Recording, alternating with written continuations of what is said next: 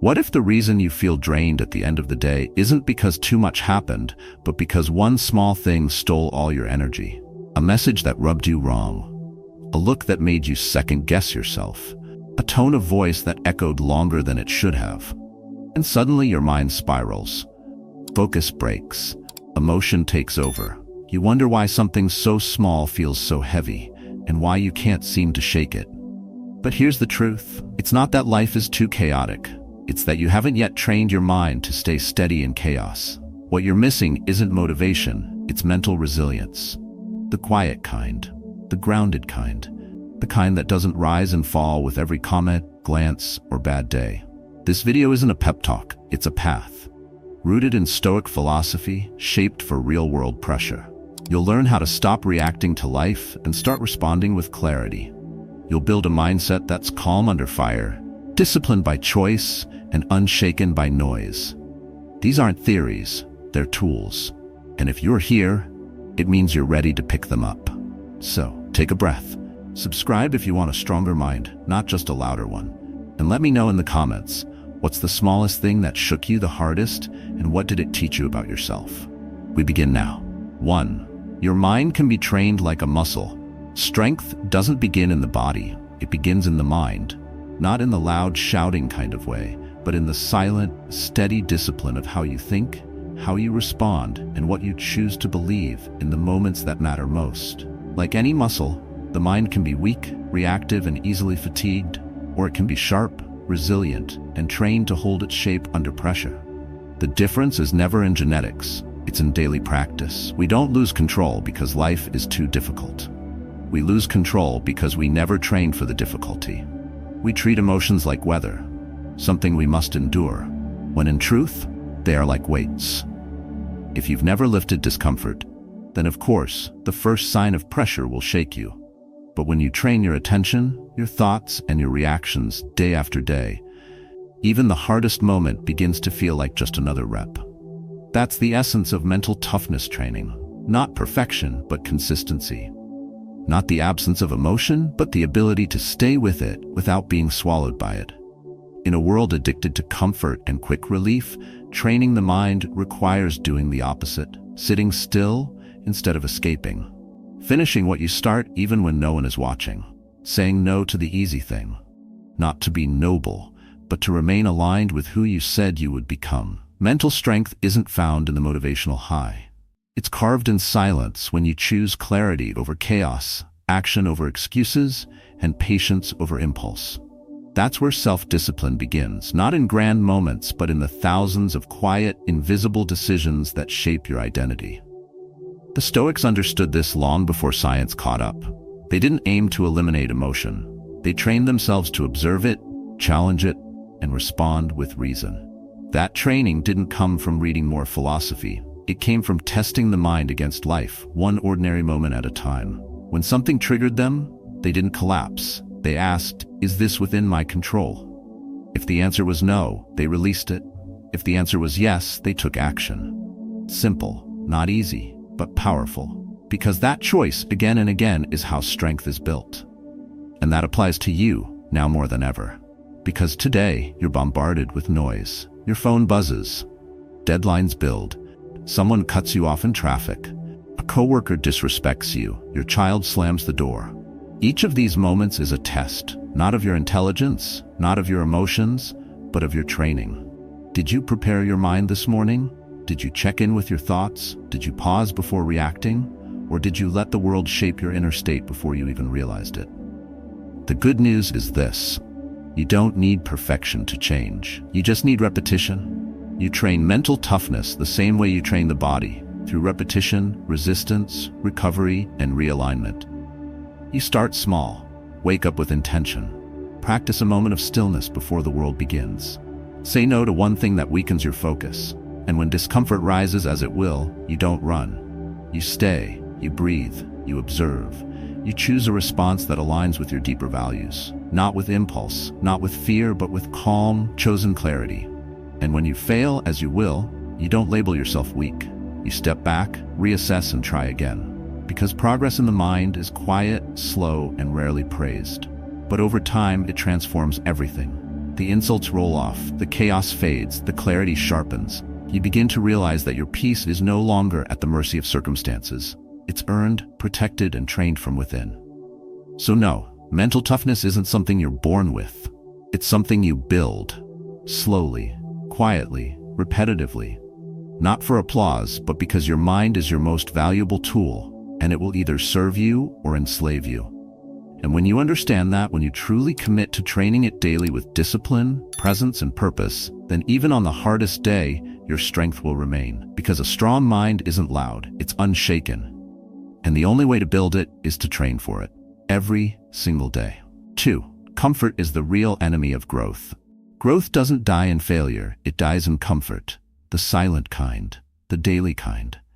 The kind that wraps around you slowly and convinces you that staying the same is safer than stretching into something unfamiliar. And because it doesn't scream or hurt, you don't resist it, you welcome it, you defend it. And over time, you stop noticing how much it's stealing from you. Not all at once, but piece by piece. The truth is, comfort feels good right now, but costs you a long time. It asks nothing from you, so you become someone who expects nothing more from yourself. You stay where it's warm, predictable, and safe, but inside something begins to shrink. Your courage fades, your clarity dulls, your willpower softens. You stop risking, stop trying, stop asking hard questions. You become restless in a life that looks fine from the outside but feels hollow inside.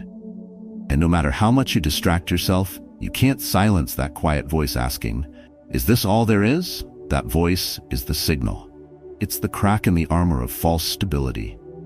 And it only shows up when your inner self knows you've been asleep for too long. Stoic philosophy calls us to do the hard thing, not because we enjoy pain, but because we know what's on the other side of it. Strength, clarity, self-respect. You don't become unshakable by avoiding discomfort. You become unshakable by choosing discomfort on purpose, daily, deliberately, with discipline. And yet, comfort isn't just about physical ease. It shows up as emotional habits too. You avoid hard conversations because it's easier to stay silent. You let resentment fester because forgiveness takes effort. You scroll to escape feelings you don't want to face. You blame others instead of facing your own patterns. Every one of these is a comfortable reaction, and every one of them keeps you exactly where you are. Growth, on the other hand, demands something different. It asks you to say no when others expect yes. Speak the truth, even if your voice shakes. To walk away from the easy path, not because it's wrong, but because it leads nowhere meaningful. That's the real work of mental toughness. Not acting strong, not pretending to have it all together, but choosing the path that builds you from the inside out, one honest decision at a time. The Stoics believed that adversity isn't a punishment, it's a tool. Marcus Aurelius said, "What stands in the way becomes the way." This means the hard thing you keep avoiding is likely the very thing that would grow you the most.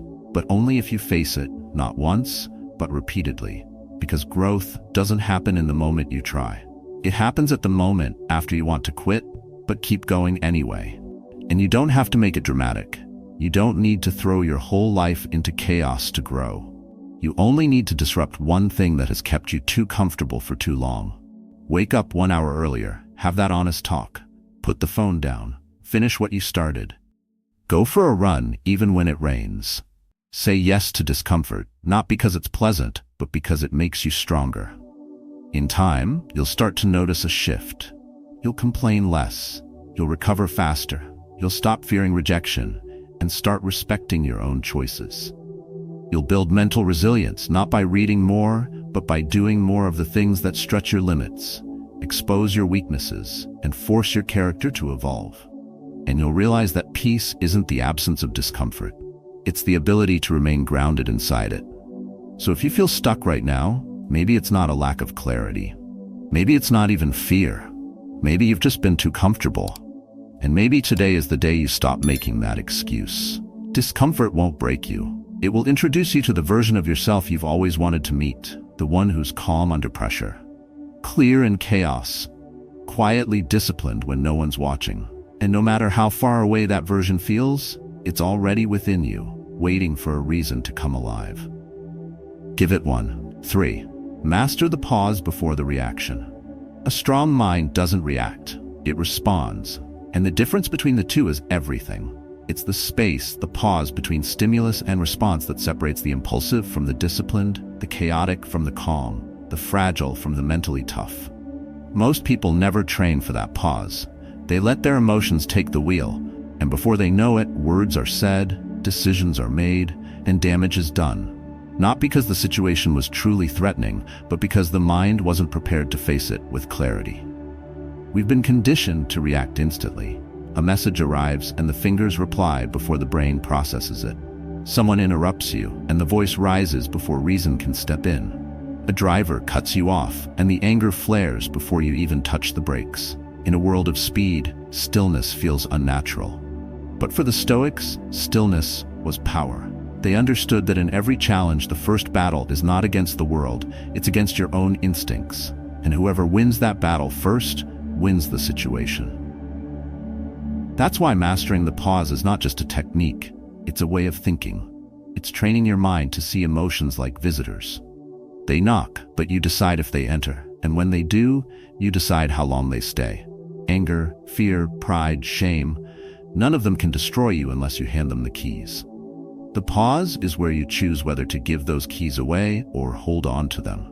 Let's ground this in a real moment. Imagine you're standing at the checkout line after a long day. You're tired, hungry, behind schedule.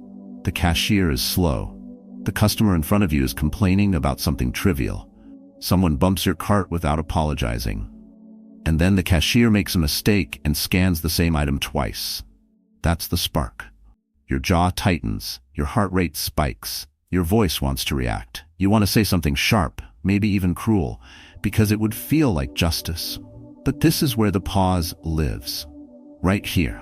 Not in a monastery, not on a mountain, but in the most ordinary moments of life. If you've trained your mind, that spark becomes a signal, not a trigger. You feel the heat, but you don't feed it. You take a breath, not to suppress emotion, but to let it cool. You scan your thoughts, not to escape the moment, but to choose your place in it. You ask yourself, is this worth my peace? Is this worth the energy I will spend carrying it later? Is this how I want to lead myself right now? And in that small space, in those 3 seconds, your entire character is being shaped. Not by what happens to you, but by what you use to do next. Mental toughness is built in that space. Not by avoiding frustration, but by sitting inside it without letting it define you. Not by pretending you don't feel disrespected, but by refusing to respond in a way that disrespects yourself. When you pause, you become the observer of your mind, not its slave. And the more you practice this, the stronger your pause becomes. It grows from 3 seconds to 5, from 5 to 10. Eventually, your emotions arrive and find no place to root. They pass through like clouds across a quiet sky. This is the Stoic way, not coldness, but clarity. Not suppression, but sovereignty. When Epictetus said, "It's not what happens to you, but how you react to it that matters," he wasn't offering a quote, he was offering a practice. A real, raw, daily practice of restraint, observation, and conscious response. In a world addicted to instant replies, hot takes, and emotional volatility, your pause becomes your power. It becomes your resistance to chaos and your reminder of who you are when everything around you forgets. And the beautiful thing is, you don't need to be perfect to begin. You just need to notice the next time you feel your body tighten, your voice sharpen, and your chest rise with that burst of heat. That's the door. That's the moment. That's the space to step through. Not with force, but with awareness. You don't need to react. You need to remember. You are not your anger. You are not stressed. You are not your fear. You are the one who watches those things arise and decides whether to give them power. In a conversation with someone who disrespects you, you can pause. In a moment of failure, you can pause. In a flash of doubt, you can pause. Not to delay your life, but to reclaim it. Because every pause is a protest against impulsive living. It's a return to what matters. It's a quiet act of courage in a world that rewards noise. So the next time you feel overwhelmed, insulted, or provoked, don't react. Pause. Breathe. Choose the version of you that isn't built by pressure, but by principle. That choice repeated daily is how you become mentally unshakable. Because the strongest people don't control everything. They just control themselves. And it always starts with a pause. 4. Discipline is freedom in disguise. We grow up thinking freedom means doing whatever we want, whenever we want, without rules or restraint. But as we chase that version of freedom, skipping the workout, sleeping in, delaying the hard conversations, giving in to every craving, something strange happens. We don't feel free at all. We feel scattered, anxious, and behind. And slowly, without even noticing, we become slaves to our own impulses. Because without discipline, freedom isn't real. It's just chaos with better branding. Real freedom is the ability to say no when everything in you wants to say yes. Real freedom is waking up with purpose, not pressure. It's living by your own standards, not the emotions of the moment or the expectations of others. That kind of freedom isn't inherited. It's built, brick by brick. And the mortar that holds it together is discipline. Most people think discipline is punishment, a loss of fun, a rigid set of rules. But that's not what discipline is. Discipline is a design for living, a quiet agreement between who you are and who you're becoming. It's a commitment to structure, not to limit you, but to protect your energy from being wasted on things that don't matter. Discipline says, I know what I want, and I'm willing to stay on course, even when it's uncomfortable. The Stoics knew this long before modern productivity systems were invented. They practiced discipline not just in action, but in thought. Because every reaction, every desire, every excuse was a moment of choice. And those choices stacked up into a life. Epictetus said, freedom is the fruit of discipline. And when you understand that, everything shifts. Because suddenly, discipline is no longer a burden, it's your ticket out of chaos. You wake up and check your schedule, not because you're a machine, but because you're the architect of your time. You sit down to write or study or train, not because it's easy, but because you respect your goals more than your mood. And when temptation hits, scrolling, snacking, skipping, you don't shame yourself, you return to structure, not to be perfect, but to stay aligned. Think about the times you felt most overwhelmed. Chances are, it wasn't because life got hard, it was because the structure fell apart. You didn't plan your week, you skipped your morning stillness. You let one bad moment bleed into every corner of the day. That's when everything starts slipping. Because without discipline, pressure builds. Decision fatigue creeps in, and life starts running you instead of the other way around. Now, flip the picture. Imagine a day where you rise early, not because you have to, but because that first hour sets the tone. You eat clean, train your body, and protect your attention. You don't check your phone until your own thoughts are clear. You schedule deep work. You pause before reacting. You finish what you start. You take your time but never waste it. That day feels good, not because it's easy, but because it's earned. That's what mental discipline gives you. Not perfect, not performance, just peace. And the best part, it doesn't take talent. It doesn't take a genius. It takes small decisions repeated consistently. 5 minutes of silence before the noise. 1 glass of water instead of 1 more coffee. Saying no to what steals your time. Saying yes to what builds your mind. And when you fall off track, and you will, you don't quit. You realign. You start again. Not from shame, but from strength. Because that's how habits are built. That's how mental toughness becomes second nature. Discipline isn't cold, it's clarity. Discipline isn't a force, it's the focus. And the deeper you go, the more you realize that discipline is what makes emotional control possible. It's what keeps your mind calm when everything else is loud. It's the only thing strong enough to stand between you and the chaos that wants to pull you in. Because the world is full of distractions. Every day you're tested by messages, temptations, people, and pressure. But when you train yourself to return to what matters again and again, that's when discipline becomes identity. You don't have to be the smartest person in the room. You don't have to be the strongest. But if you are the most disciplined, if you keep your promises to yourself when no one is watching, you will rise. You will stay grounded. You will build a mind that doesn't need rescuing every time life shakes. So when someone tells you discipline is boring, unnecessary, or too hard, let them talk. Let them chase comfort. Let them run in circles. You'll be the one who shows up quietly, consistently, unshaken. Because at the end of the day, freedom isn't doing what you want. It's being able to choose what serves your highest self and having the strength to follow through. That's not control. That's liberation. And it starts with discipline. 5. Turn pain into purpose. Pain without direction becomes suffering. But pain with direction becomes power. That's the shift. That's the moment where something breaks, but instead of crumbling with it, you rise through it. Not because you like the pain, not because you deny it, but because you refuse to waste it. Every person faces pain, emotional, physical, and spiritual, but not everyone knows what to do with it. Most people avoid it, numb it, distract themselves from it. They move fast, so it can't catch up. But the truth is, pain doesn't disappear when ignored. It only waits. It buries itself deeper and disguises itself as anger, addiction, exhaustion, and silence. And the longer it sits there, the more it distorts your vision. You stop trusting people. You stop trusting life. Eventually, you stop trusting yourself. And that's the real danger. Not the pain itself, but what it turns you into when left unresolved.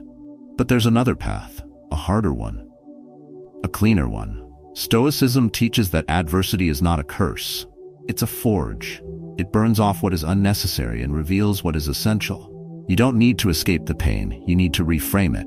Instead of asking, "Why is this happening to me?" ask, "What can I build with this?" That question changes everything. Because the pain didn't come to destroy you, it came to wake something inside you that comfort never could. Mental toughness isn't built in moments of ease. It's shaped in those dark, quiet places where everything hurts but you keep going anyway, not out of pride, not to prove anything, but because you've decided that your future is worth more than your fear. That's the turning point, when pain stops being an excuse to stop and becomes the reason you keep moving. There's a power that only shows up when everything else falls apart. It doesn't shout. It doesn't seek attention. It whispers one thing: keep going. And if you listen, if you act, even when the voice trembles, you begin to see clearly that the breakdown was never the end. It was the beginning of a new layer of strength, one that's not built on image or performance, but on resilience and inner alignment. The Stoics never sought to avoid pain. They embraced it with clarity, not with passivity, but with purpose. Because they knew pain reveals your values. It shows you what matters. It sharpens your vision. It forces you to either step forward with intention or fall backward into bitterness. And once you choose the forward path enough times, something shifts inside you. You stop resisting discomfort. You stop fearing the next hit. You become someone who doesn't just endure pain. You use it. You turn it into fuel. You let it carve depth into your character. And the deeper the cut, the greater the strength that rises from it. But that takes awareness. It takes stillness. When pain comes, don't rush to numb it. Sit with it. Listen. Ask it what it's trying to teach you. Write it down. Let it speak. The very clarity you've been chasing might be hidden inside that ache. You don't have to understand it all at once, but you do have to stop running, because only in the stillness does the pain reveal its lesson. Once you see it clearly, you can choose how to respond, not out of emotion, but out of purpose. This is where mental resilience becomes real. Not when everything is working, but when nothing is. And you still show up with integrity. You still align your actions with your values. You still stay calm in the fire. Not perfectly, not without moments of weakness, but consistently enough that pain stops being the enemy and becomes your training ground. You weren't meant to avoid difficulty. You were meant to grow through it. Not all pain is punishment. Some of it is preparation. And while others curse the fire, you walk through it with open eyes, because you know what's on the other side isn't just survival. It's strength. It's stillness. It's the kind of character that can't be broken because it's already been rebuilt. So when pain knocks again, it will pause. Breathe. Step back and ask yourself, what can I create from this? And if you stay in that question long enough, the path will reveal itself. Not all at once, but step by step. And with each step, the pain becomes lighter. Not because it disappears, but because it finally has somewhere to go. Let it move through you. Let it shape you. Let it deepen your wisdom. You are not broken. You are being refined.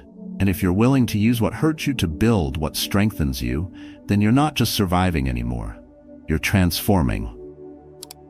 And that's the quiet power Stoicism offers. Not a way to avoid pain, but a way to rise through it. On purpose. 6. Don't rely on motivation. Rely on habits. Motivation is a liar. It shows up when things are easy, disappears when things get hard, and always makes promises it never intends to keep. If you wait to feel inspired before you act, you'll spend most of your life waiting. That's why real progress, real mental toughness, can't be built on mood. It must be built on habit, solid, stable, emotion-proof structure. Because while motivation whispers, habits work, quietly, repetitively, without needing applause. Everyone loves the idea of discipline when it feels good. When the weather's perfect, the schedule is clear, and the playlist is right. But what happens when you're tired, annoyed, or overwhelmed? That's the test. And at that moment, you need something stronger than how you feel. You need a system that doesn't ask questions. You need habits that run even when you don't feel like running. That's the shift from inspiration to execution. From feeling ready to being ready by default. Stoic philosophy never told us to chase motivation. It taught us to act with reason, to choose the next right step not because we're excited, but because it aligns with who we said we wanted to become. That's what separates the mentally strong from the reactive, the ability to show up, rain or shine, inspired or not. And that ability only comes from habit, the kind that's built in silence, the kind no one claps for. The kind you repeat so often becomes part of your identity. Not something you do, but something you are. It starts with one simple question. What behaviors do I repeat without effort? Are they building the life I want, or are they just distractions in disguise? Because every day you're practicing something. Whether it's scrolling when you're bored, avoiding tasks when you feel uncomfortable, or starting strong and quitting halfway, you're rehearsing habits. The mind doesn't care if they're useful or destructive. It only cares that they're consistent. So if you want to be mentally strong, stop chasing better moods and start building better systems. That means waking up at the same time, even on the days your bed feels heavier. It means doing the work you planned, not because it's thrilling, but because it trains your self-respect. It means choosing the healthy option, even when no one's watching. Keeping promises you make to yourself, and designing your environment so that success becomes the default, not the exception. It's not about willpower. It's about structure. Mental discipline doesn't start in your mind. It starts in your calendar, your routine, your tiny decisions repeated daily until they're stronger than any excuse you could come up with. And when those habits are in place, you stop negotiating with yourself. You don't ask, do I feel like doing it today? You just do it because it's what you do. That predictability gives you peace. That peace gives you focus. And that focus gives you clarity in a world that rewards distraction. Stoics understood this well. Their practices were grounded in daily rituals, reflection, and accountability. They didn't wait for a mood. They built a mindset, slowly, methodically, and without fanfare. The truth is, you don't rise to the level of your ambition. You fall to the strength of your habits. That's why most people don't fail from lack of desire. They fail from lack of follow-through. Because dreams feel good. Systems feel boring, but only one of them gets results. If you want lasting strength, stop depending on emotion. Build process, build rhythm, build rituals that anchor your day before the world pulls at you. Start small, anchor your mornings in stillness, end your nights in reflection. Write down what matters, prioritize deep work, protect your attention like your life depends on it, because it does. Set your environment so success is easier than failure. And when you drift, and you will, you realign. Without drama, without shame, just discipline. That's the Stoic way. Not cold, not rigid, but intentional. Every repeated action becomes a vote for who you want to be. And eventually, your habits cast that vote for you, even when your willpower fades. This is where freedom lives. Not in doing whatever feels good, but in being able to do what matters, regardless of how you feel. That's the power of habit. It frees your mind from indecision, it grounds your day in action, it shields you from chaos. Over time, it builds the version of you that motivation could never sustain. So next time you hear that voice telling you to wait, to rest, to postpone, recognize it, smile at it, then act anyway, not because you feel like it, but because it's who you are. And that, more than any fleeting burst of inspiration, is how real strength is built, quietly, repetitively, on purpose, every single day. 7. You control the frame, not the facts. The world doesn't always change. The job loss still happened, the partner still left, the deal still fell through. But how you see those facts, how you frame them, changes everything. The Stoics knew this long before psychology gave it a name. You don't control what happens, you control what it means. Most people let facts define them. A rejection becomes proof of worthlessness. A delay becomes a failure.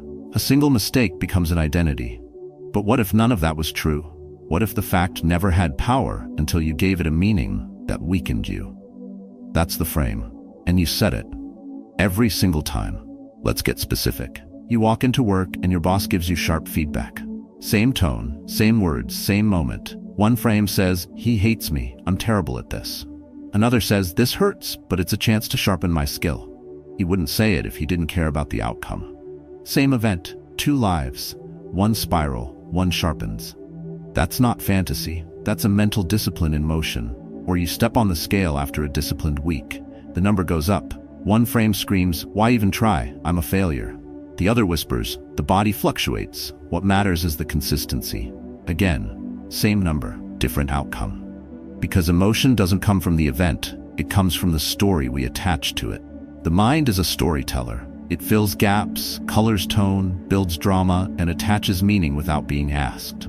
Left untrained, it creates chaos. Trained with stillness and awareness, it becomes your most powerful ally. The Stoics weren't asking us to lie to ourselves. They were telling us to slow down and choose the story. To see clearly, not through the fog of ego, but through the lens of reason and resilience. Every situation you face has two parts, the fact and the frame. The fact is neutral. The frame is where strength lives or dies. And this doesn't mean pretending everything is good. Stoicism isn't naive. It doesn't deny pain. It doesn't avoid the truth. It confronts it, and then asks the deeper question, what can I build from this? Mental toughness is not about suppressing emotion. It's about reframing perception. When you say, "This happened to me," you feel powerless. When you shift to "This happened for me," the energy changes. You start looking for what this moment is trying to teach. That's not a weakness, that's wisdom. That's what separates the calm mind from the reactive one. Look around and you'll see it in action. Two people face the same traffic jam. One curse rages and spirals. The other breathes, turns on an audiobook, and sees it as found time. Not because the situation changed, but because the framing did. This is how you reclaim power in a world that often feels out of your hands. You don't need a perfect life to feel peace. You need a trained lens, a Stoic lens, one that sees beyond discomfort, one that can sit in silence and ask, what is within my control? That question resets everything. It takes you out of reaction mode and brings you back to the center. And from that center, you can lead yourself forward, not perfectly, but consciously. This is why daily reflection matters. Not as a routine, but as a reset. When the day ends, ask, where did I frame the truth poorly? Where did I hand away my power by letting the wrong story run wild? Write it, face it, and tomorrow, reframe it. Not with blind positivity, but with grounded presence. You are not your past, you are your pattern, and patterns can change once the frame does. This matters now more than ever. Because life will never stop delivering moments that test your clarity. Disappointments, miscommunication, unexpected turns, they're not flaws in the system. They are the system. And if you don't learn how to hold the frame, the facts will always own you. But when you train your perspective, when you teach your mind to slow down and respond instead of react, the facts lose their grip. They become information, not identity. So, next time the pressure builds, pause. Ask, what's real, and what am I adding to the story? And if the frame is hurting you, shift it. Gently, but deliberately. Speak truth to the chaos. Anchor yourself in what you can control.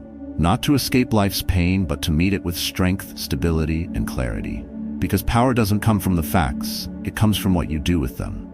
And the most resilient people, the calmest minds, the most focused souls, are not those who had easier lives. They're the ones who refuse to let the world write their meaning for them. You can't change the event, but you can change the frame. And that changes everything. 8. Solitude builds strength that others will never understand. Real strength isn't loud. It doesn't chase attention. It doesn't perform for applause. Real strength is quiet, still, and forged in solitude. Not when the world is watching, but when it's completely silent. In a culture addicted to noise, validation, to endless connection, solitude has become misunderstood. But for the Stoics, solitude was sacred. It wasn't isolation, it was training. a place to reset, to reflect, to remember who you are without the world's distractions telling you who to be. Solitude isn't a weakness, it's preparation. It's not a retreat from life, it's a return to the self. And the truth is, most people never get there. They fill every spare moment with noise, music, messages, media, anything but stillness. Because stillness is confronting. It holds up a mirror. It reveals the thoughts we've been avoiding, the truths we've buried beneath busyness. But what you avoid in silence will haunt you in action. If you don't know how to sit with yourself, you'll never know how to stand strong when it counts. Mental toughness demands solitude. Not sometimes, not when convenient, but as a consistent practice. Because solitude is where you learn emotional control. It's where you notice your patterns without judgment. It's where you detach from the chaos of the world long enough to see your next move clearly. Without solitude, your thoughts aren't yours. They're a reaction to everything and everyone around you. But in solitude, you begin to separate signal from noise. You begin to choose your response, not just react. The Stoics didn't seek solitude because they disliked people. They sought it because clarity can't survive in constant noise. Inner peace isn't found in achievement. It's found in alignment. Alignment only comes when you pause long enough to ask the harder questions. What am I doing this for? Who am I becoming? Where am I lying to myself? These aren't easy questions, but they're essential, and they don't get answered in a rush. They get answered in stillness. Solitude trains you to stop performing, to stop proving, to stop chasing approval you don't need. It teaches you to anchor your value internally, not externally. When you don't rely on the world to validate your worth, you free yourself. And that's the deepest form of resilience, not just staying calm under pressure, but not needing the crowd at all. Because solitude removes the masks. It leaves only what's real. And what's real is who you are when there's no one left to impress. This isn't about becoming distant, it's about becoming grounded. It's not a rejection of the world, but a recentering of self. In solitude, you don't withdraw from people, you reconnect with principle. You strip away the surface and return to what matters. That's why the most centered people you'll ever meet are often the most comfortable being alone. Not because they don't care, but because they don't need noise to feel full. Their clarity comes from within. Their peace isn't borrowed, it's built. And that kind of peace can't be explained. It can only be experienced. When you sit long enough in stillness, the mind softens, the nervous system slows, the patterns surface, and the space between thoughts widens just enough for truth to slip through. That truth might be hard, it might be humbling, but it's always healing. And if you're willing to stay in that silence, without distraction, without judgment, what you find on the other side is something most people never access. A strength that doesn't shake. Solitude isn't a place of loneliness. It's a place of power. It's where you confront what's real, where you learn to breathe through discomfort instead of running from it, where you remind yourself that stillness isn't the absence of life, it's the foundation of it. And if you've forgotten how to sit alone, if silence now feels like something to fear, that's the signal. That's where the work begins. The more at peace you are with solitude, the less the world can take from you. So pause, slow down, cut the noise. Make room for silence, not as an escape, but as a reset. Give yourself space to think thoughts that are truly yours. Build a routine where solitude isn't rare, it's ritual. 5 minutes, 10 minutes, 1 hour. It doesn't matter how long. What matters is that you return. You train your mind to sit, to breathe, to observe without reacting. Over time, that practice becomes a shield, a sanctuary, a source of unmatched inner strength.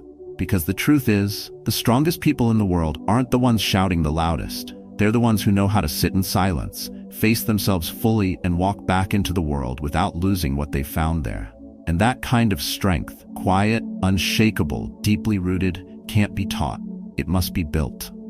Alone, in stillness, in solitude, where no one sees you, and everything becomes clear. In a world that constantly demands more speed, more output, more reaction, building mental toughness isn't a luxury, it's a responsibility. What we've explored today isn't just philosophy, it's a blueprint, a system, a mindset grounded in Stoic discipline, sharpened by daily practice and refined in silence. You now understand that strength begins with the mind.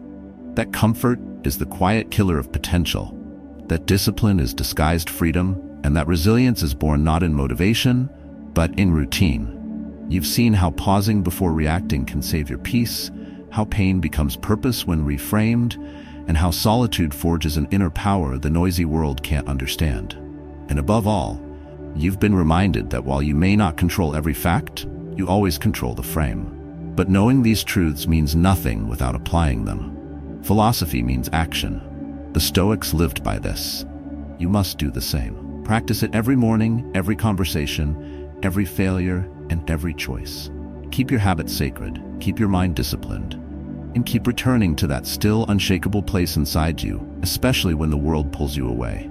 Growth doesn't require perfection. It requires repetition. And if you fall off track tomorrow, you start again. With grace, with clarity, with inner resolve.